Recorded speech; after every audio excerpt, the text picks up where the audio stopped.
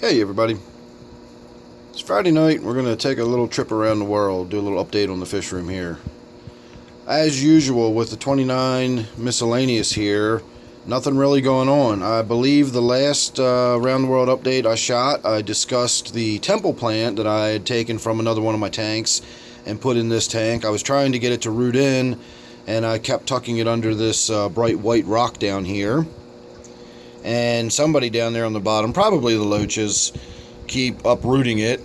Well, dislodging it, I should say. It never had time to get any roots established. So there it is. It's floating up in the corner again. I've sort of given up on it.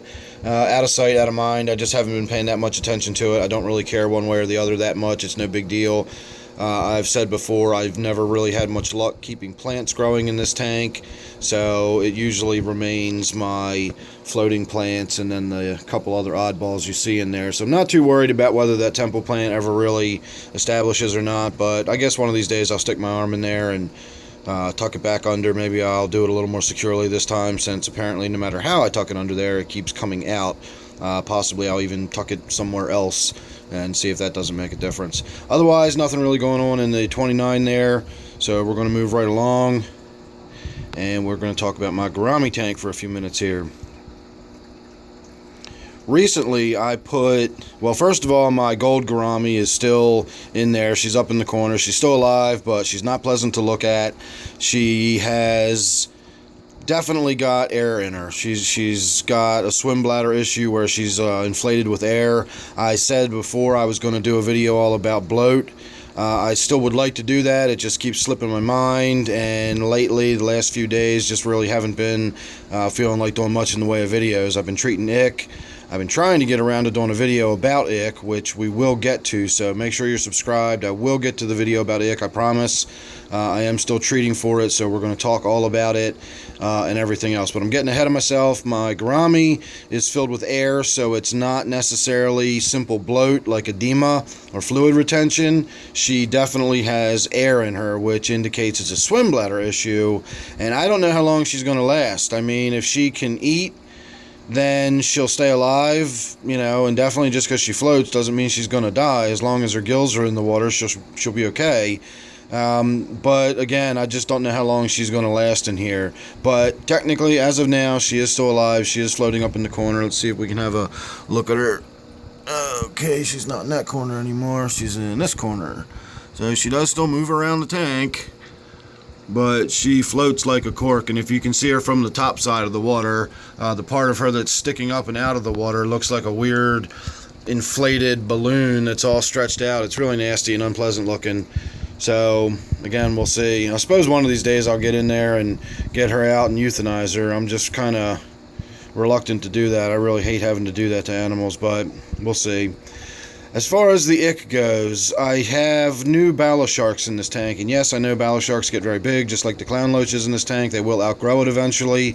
I have options. There's no need to be alarmed. Those Bala Sharks are not going to get huge in this tank.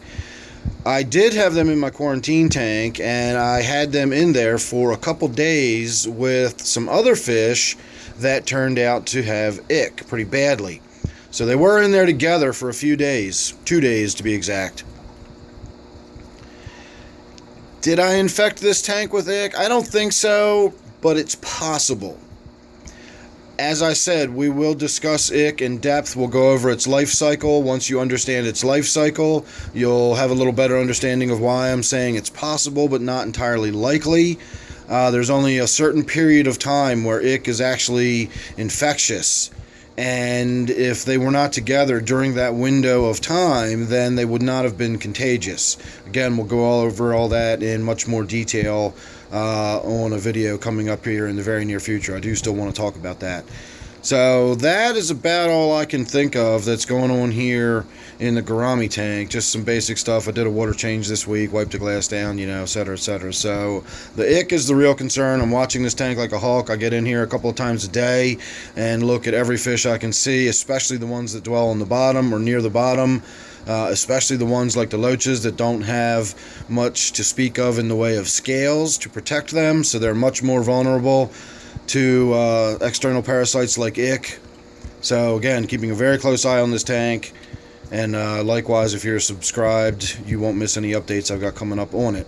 So, moving on, we've got my angelfish tank. Not a lot going on in the angelfish tank this week. One thing I did notice, I've got some new silver hatchet fish in here. And one of them had a little notch right where its vent was. It almost looked like something took a little chomp out of it. And I've been watching really closely. There it is right there. I've been watching really closely for about the last week or so, and I can't really decide whether it's getting bigger or if, you can imagine if it got a little bite taken out of it, the bite might have been a certain size, but the tissue immediately around that bite over a period of time would eventually sort of die back, and as the bite healed, the actual opening that would be left behind would be much larger than the original bite. So I can't really tell if that's what's going on, because it does look better. It was all red around the edges of it, like it was inflamed, and now it just sort of looks smooth and covered over. So I'm not overly worried about it, but I'm just kind of puzzled by it. I'm not sure what would have taken one little bite out of a fish like that. I suppose it could have been one of these tetras. They are related to the piranhas. They do have very, very sharp teeth. They're tiny, but they're razor sharp, so I suppose that's possible. Or possibly it could have been a parasite or an infection that killed off some tissue, and once the tissue died and dropped off the fish, it left a little gap behind. Don't really know what's going on with that. I had them for quite a long time, though, and I didn't see that show up until it went in this tank. So I don't think it was something that was like a parasite or an internal or an infection or anything like that. I'd had them in my quarantine tank for about 6 weeks before moving them over here. So, again, don't really know what would have bit it like that, but interesting nonetheless. And I'm just going to try to get a little bit of a look at my catfish and my angelfish here. This catfish is pretty reclusive, so I know this is around the world update, but I'm going to take a moment here and try to get a little bit of it doing its thing, since it's out and about right in front of us. Never does that, really.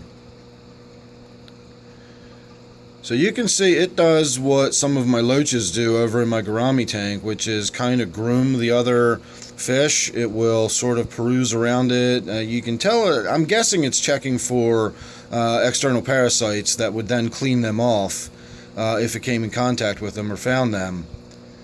Just like the loaches. It does not appear in any way to be trying to get on the angelfish the way the Chinese algae eater that I have in this tank. If it doesn't get enough protein in its diet, it will start trying to feed off of the angelfish. It'll try to eat the slime coat off the side of it. I don't get that impression in any way with that Synodontis back there. I really do think it's just looking for parasites or anything to nibble on, and it's checking out the other inhabitants in the tank, because the angelfish certainly don't seem to mind the way they do when the Chinese algae eater comes around. They get the hell away from him, but they don't seem to mind that Synodontis at all. So interesting behavior. Glad you guys got to see a little bit of it. We might get to see a little tiny bit more before we move on here, or perhaps not. Synodontis petricola, by the way. There is some question over whether or not it's the petricola or it could possibly be a lucipinus. I bought it as a petricola, so that's what I call it. My black ghost knifefish tank, I got in here, did a big water change this week. I removed a bunch of the green slime cyanobacteria that just keeps coming back in this tank. I did it all manually with a siphon hose. What I do is I just get a regular siphon hose rather than a gravel vac, and you got to be careful not to suck any fish out of the tank or tear your plants up too bad. But I just vac right up against a lot of the fronds on the fern there, or I'll just sort of scrub the hose through, and it knocks a bunch of it loose. You can see right there that sort of piece that's kind of wafting around on the tip of that leaf there. That's a chunk of the cyanobacteria that didn't come off. You can see some of it over here on some of these plants. It's still in there. I didn't get all that off. So again, I treat it like algae control. I got in there, I got a ton of it out. If you remember the last video, remember how much green stuff was on the tips of the algae back there and how it was just those big mats floating and flowing in the current. All that's gone. I got everything off the glass, and once again, the tank looks nice and pretty. And that's without doing any chemical treatments or medications or air stones or anything. It's just, you know, from time to time, I got to get in there and just do a little extra maintenance when I do a water change. And, you know, don't we have to do that in all our tanks from time to time for some reason or another, whether it's the algae control or trimming the plants up or something? So that's just one of those things that I never really worry too much about. It's just sort of part of my tank maintenance in this tank. Other than that, once again, not a lot going on.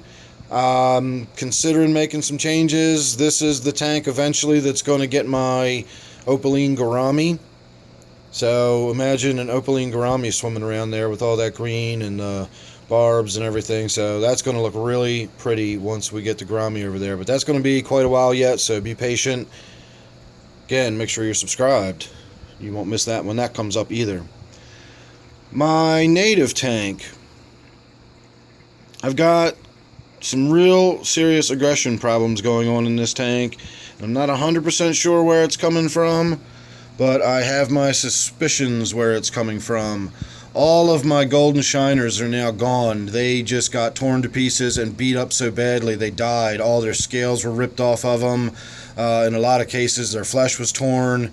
Really, a lot of aggression going on in this tank. Even some of these larger shiners have looked beat up on occasion. And now that I'm looking, you can see the fin here on this tilapia has a notch taken out of the dorsal fin there. That's not supposed to be like that. And my dear little warmouth here, you can see the scratches and scrapes on this one. And he definitely clears out when he sees that Mayan cichlid coming. He's finally starting to put on weight and really get, you know, coming into his own. He feeds like crazy, and it's just becoming more and more apparent to me. I keep sort of forgetting that that's a warmouth sunfish. It doesn't get the name warmouth by accident, and if you followed along with this tank at all, you tend to know that sunfish, regardless of what species of sunfish, are aggressive. So couple those two together, giant mouth with really aggressive fish, and that is a recipe for all of these little guys to go bye-bye. So, you know, what are we going to do? Once again, am I going to wait until that thing is big enough that it starts, you know, disappearing the minnows? Or do we get the warmouth out of there before it gets that big? I can always replace the minnows easy enough. I just go catch them down the stream. It might be worth watching the warmouth sort of come into his own and get big enough to start eating the minnows just for the sake of seeing how he does it, you know. It just, you know, I don't know. I always talk about this tank being in flux. It's always something that's going to change, and we can always do a lot with. It's still fairly early in the season. We got plenty of time to make changes on it. So that's all that's really going on in this tank, just problems with the aggression, and I wanted to point out how big the warmouth is getting. Also, the shiners are all gone. The golden shiners, those big minnows that I had in there since last fall, they are all officially gone now. Haven't done anything with my snail tank this week. I still have the shrimp in there. I never have cleared those out, so nothing really to speak of going on in there. Likewise, my my T-bar and gudgeon tank is also nothing really going on in here. I did a water change last week. I tucked some of the plants back in, got the tank sort of cleaned up, and other than that, not really a lot going on. I've mentioned the aggression. Haven't been seeing a lot of aggression since I've mentioned it. I haven't been seeing a lot of scrapes or scratches on the gudgeon, so apparently whatever was going on in there had settled down. Maybe the T-bar goes through periods where there's, you know, upticks of certain hormones, and it cranks up the aggression for a little while, and then it settles back down after a few days or something. I don't know. But the aggression issues that I was having in this tank seem to have cleared out a little bit. And that was the main reason I was thinking about making the changes and moving the fish around, which I really didn't want to do necessarily. I really would like to see these rainbow fish in the Gourami tank. I think that would be stunning. But the more I think about it and the more I look at that Gourami tank, it's really crowded already. That's always been my most heavily stocked tank. And it's really overstocked. It really is. Well, let's not use the word overstocked. Let's say it's very, very heavily stocked. So adding a full school of large rainbow fish like this is probably not the best idea for the Gourami tank, but boy would that look pretty. Anyway, if it comes to it, I might still have to make some changes, so that is always on the table. That is always an option. So moving on, let's see how close we can get to my 125 here. I've still got junk everywhere. Nothing really going on in this tank at all that I can think of. My neighbor, a friend of mine, gave me a pair of Congos recently. I'm sure I've covered that. It's been quite a while. You know, it's been a couple of weeks since he gave me the Congos. He gave me one male and one female. They promptly started spawning the next day after the new additions went in there, so that was cool. I did a pretty big water change the other day. You can see how really bright and open the tank is now. I cleared out a fair amount of some of the more scummy looking plants that weren't doing well up there in the top, and we're kind of letting that regrow again from scratch. That is floating water sprite, but you can kind of see where I've got the roots tucked between that rock and that log. That rock is propped up very sturdy and isn't going anywhere. That log is leaning against that rock. So the log is sort of freestanding, you know, just sort of leaning on that rock. And then I lift it up, I tuck those roots in, and that holds it in place, because you can see the current is sort of moving from our right to left all the time because of the power head in here. And that plant would not stay stationary like that without being sort of secured in place. So I removed a bunch of that, but I left the main body there. We're going to let it grow back in, fill back in. In the meantime, between the glass being wiped down and doing maybe a 50% water change, really brightened up the tank. This tank gets tannin stained pretty quickly and pretty heavily. So doing a large water change like that, and then of course, like I said, removing the plants and really opening it up has made it a lot brighter. Other than that, can't really think of anything worth speaking of or worth mentioning. Just a little look at the tank as we walk past. My Brackish tank is in need of maintenance. I really need to get in there and do a water change. I did one about a week ago, but I could really stand to do it again. You can see where the glass is all still has streaks and runs on it from the last water change I've done. Just been doing a lot more outdoorsy stuff, and I haven't been doing nearly as much here in the fish room over the summer, which is pretty normal. I did get in there while I was doing the water change. I took that piece of Anubias right there that had been floating. I tucked that under the rock. We're going to see whether or not that takes. You can see I've got a few little chunks of shrimp down there on the bottom that need to come out. They never got eaten apparently, and eventually they sunk. And so that's just rotting shrimp in there that's not going to get eaten. So again, it's probably about due for another water change on this tank. It's been, you know, about a week. Other than that, again, not a lot going on. Just a little bit of a look here at the tank. My quarantine tank. This is the tank with the ick in it. I brought home some neons, and I brought home that opaline gourami right there. And it turns out that the neons had ick. And once again, we're not going to discuss that in this video. I will go over ick in depth very soon. We're going to talk all about it, life cycle, how to prevent it, what to look for, you name it. I'm going to tell you everything I know about ick coming up real soon, I promise. But I wound up losing all of the neons. They all died. And the last little bit of drama towards the end was the final neon vanished. It was in there in the morning. It was looking really rough. I was expecting to find it dead by the afternoon, and instead I couldn't find it at all.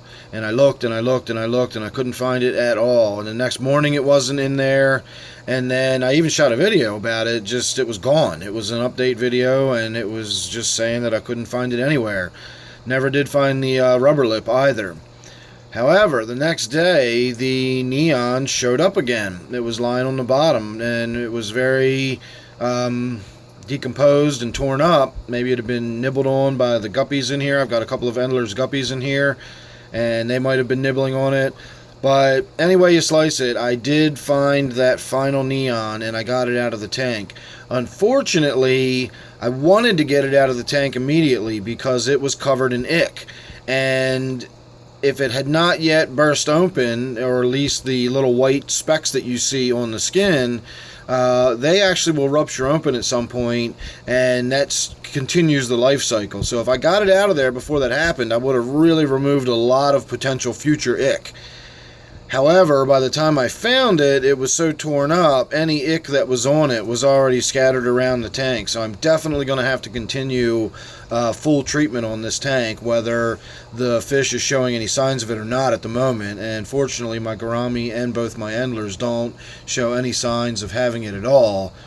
But I know it's in this tank. I know these fish have been exposed to it, so I've got to go through with the full cycle just to be sure. And then, of course, we're going to leave these fish here in the quarantine tank for quite a while anyway, just to be sure nothing comes back. Again, we'll talk all about that in another video. Let's get on to our last but not least tank, my red-clawed crab tank. Once again, I gotta say, nothing really going on in this tank. I did a water change this week, and afterwards I had all the real cloudy water again. Not really sure what was going on, why the water was so cloudy.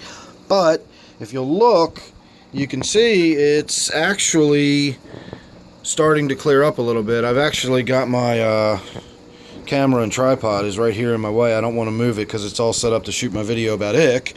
I just haven't gotten around to doing it yet, so I'm not kidding when I say I promise it's coming up real soon. I've actually got the tripod in position. I just haven't been able to bring myself to get around to doing it. I've been having one of those days, but I've been having one of those days for the last 3 days, so it will happen, I promise. Anyway, nothing else really to talk about, just, you know, a little bit of a look here at my red-clawed crab tank. I still have about a dozen of the red-clawed crabs. I did find someone, the friend I mentioned earlier, my neighbor, who gave me the Congo Tetras, is actually interested in getting a few of these guppies or endlers out of here. He's interested in some of the more brightly colored males. So at some point he's going to come over here. We're going to get a container together and get the dip net out, and we will sort through some of these guppies and get some of those nice pretty bright ones a new home, and that'll reduce my numbers. And I'll probably try to single out some of the females while I can, while I've got them in there, and try to get the females out of the tank and try to find them a new home where they're not going to be in a tank with males. So that's about it. Can't really think of anything else that's going on in that tank. And that brings us all the way back to where we started, all the way around the world. So thanks for watching, everybody. Make sure you're subscribed. As I've said several times, you don't want to miss any of the stuff I've got coming up. It's always too much for me to ever even get to, but you get a lot with this channel, and if you're subscribed, you won't miss any of it. So thanks again for watching. See you real soon in the next one.